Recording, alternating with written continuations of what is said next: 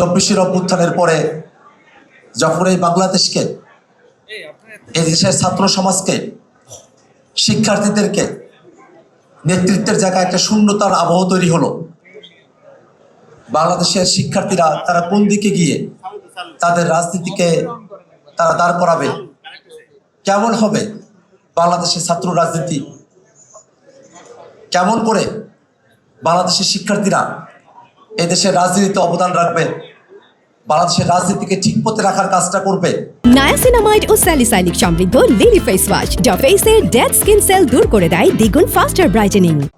ঠিক সেই সময়টাতে এদেশের কিছু বীর, এদেশের কিছু মেধাবী শিক্ষার্থীরা একত্রিত হয়ে জাতীয় ছাত্র শক্তির কার্যক্রম শুরু করেছিল আজকের এই দিনে ঠিক 1 বছর আগে। আপনাদের কাছে আমাদের সেটাই প্রত্যাশা, এই বাংলাদেশের ইতিহাসের পরতে পরতে ছাত্ররাই বাংলাদেশকে পথ দেখিয়েছে।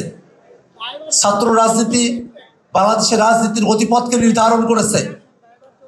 ঠিক সেই ইতিহাসের গুরুদায়িত্ব জাতীয় ছাত্র শক্তির নেতৃবৃন্দকে, বাংলাদেশের কোনাকাঞ্চিতে থাকা জাতীয় ছাত্র শক্তির প্রত্যেকজন কর্মীকে সেই গুরুদায়িত্ব বহন করতে হবে। আপনাদেরকেই বাংলাদেশের রাজনীতি ঠিক করা, বাংলাদেশের প্রত্যেকটা জায়গাকে রাজনৈতিক যে সহাবস্থানের বিষয়গুলো আছে সেটাকে নিশ্চিত করার জন্য জাতীয় ছাত্র শক্তির আপনারা যারা নেতৃবৃন্দ আছেন আপনাদেরকে কাজ করে যেতে হবে। এই বাংলাদেশে 24-এর অভ্যুত্থানের মধ্য দিয়ে আমরা যে নতুন রাজনৈতিক বন্দোবস্ত প্রত্যাশা করেছিলাম, আমরা যে সংস্কারের মধ্য দিয়ে বাংলাদেশ রাষ্ট্র কাঠামোকে সাজাতে চেয়েছিলাম, 24-এর গণহত্যার যে বিচার আমরা প্রত্যাশা করেছিলাম, তার জন্য জাতীয় ছাত্র শক্তিকে মাঠে সক্রিয় ভূমিকা পালন করতে হবে। কেননা আমরা খেয়াল করে দেখছি 12 তারিখে নির্বাচনের মধ্য দিয়ে গঠিত বিএনপি সরকার তারা বিচারের ক্ষেত্রে এবং সংস্কারের ক্ষেত্রে তারা একটা গা ছাড়া মনোভাব নিয়ে তারা অগ্রসর হচ্ছে। তারেক রহমান বলেছিলেন আই হ্যাভ এ প্ল্যান, কিন্তু কেন যেন মনে হয় তারেক রহমানের নিজস্ব কোনো প্ল্যান আছে, ব্যাপারটা এমন নয়। তিনি কোনো একটা প্ল্যানের অংশ।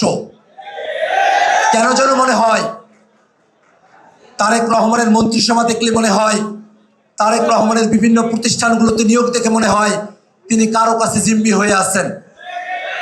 এই জিম্মি দশার বাংলাদেশে আমরা চাই না। 24-এর অভ্যুত্থানের আগে পর্যন্ত শেখ হাসিনা বাংলাদেশকে ভারতের কাছে জিম্মি করে রেখেছিলেন। 24-এর অভ্যুত্থানে বাংলাদেশের ছাত্র জনতা দিল্লি না ঢাকা, ঢাকা ঢাকা স্লোগানের মধ্য দিয়ে 24-এর অভ্যুত্থানে অংশগ্রহণ করে জীবন দিয়ে বাংলাদেশকে যেমন হাসিনার কবল থেকে মুক্ত করেছিল, তেমনইভাবে দিল্লির আধিপত্য থেকে মুক্তি করার দিকে বাংলাদেশকে অগ্রসর করেছিল। ঠিক এখনকার এই সময়ে বাংলাদেশের প্রধানমন্ত্রী জনাব তারেক রহমান তিনি কারো কাছে জিম্মি হয়ে থাকবেন, বাংলাদেশকে কোনো একটা ভিতরগত শক্তি, কোনো বহিঃশক্তি বাংলাদেশকে পরিচালনা করবে, তিনি তার মতো করে বাংলাদেশকে পরিচালনা করতে পারবেন না। তিনি দেখাতে চাইবেন এক, কিন্তু তার প্রতিষ্ঠানগুলো সাজাবেন আর একভাবে। তিনি নিজে চলবেন সিম্পল লাইফ লিড করে, আর বাংলাদেশের প্রতিষ্ঠানগুলো এমন ব্যক্তিদের কাছে করায়ত্ত হয়ে যাবে যারা বাংলাদেশকে লুটপাট করবে, বাংলাদেশকে খাদের কিনারায় নিয়ে গিয়ে দাঁড় করাবে। এমন ধরনের একটা পরিবেশ বাংলাদেশে তৈরি হবে, সেটা আমরা কোনোভাবেই প্রত্যাশা করি না। সরকার গঠনের অল্প কিছু সময় অতিবাহিত হয়েছে, বিএনপি যেসব সরকারি সিদ্ধান্ত গ্রহণ করেছে সরকার হিসেবে, এবং রাজনীতিতে বিএনপির নেতা কর্মীরা যে ধরনের পরিবেশ তৈরি করেছে, তাতে দেখা যায় সামনের দিনে বিএনপি এই বাংলাদেশকে পরিচালনা করবে সেই ধরনের যোগ্যতা দক্ষতা বিএনপি সরকারের নাই। সেটা 10 দিনের সরকারি, সেটা তারা প্রমাণ করে দিয়েছে। অতএব এই সামনের দিনের বাংলাদেশ জাতীয় নাগরিক পার্টির দিকে তাকিয়ে আছে, জাতীয় ছাত্র শক্তির দিকে তাকিয়ে আছে। বাংলাদেশে যে দ্বিদলীয় বৃত্ত তৈরি করা হয়েছিল, সেই দ্বিদলীয় বৃত্তের আওয়ামী লীগ বাংলাদেশ ছাড়া হয়েছে। বিএনপি যা আচরণ করছে, এই আচরণের উপরে যদি তারা অটল থাকে, বাংলাদেশের জনগণ এই দ্বিদলীয় বৃত্তকে ভেঙে চুরমার করে দেবে ইনশাআল্লাহ। সেজন্য বাংলাদেশের নতুন রাজনীতিতে জাতীয় ছাত্র শক্তিকে নতুনভাবে ভূমিকা পালন করতে হবে।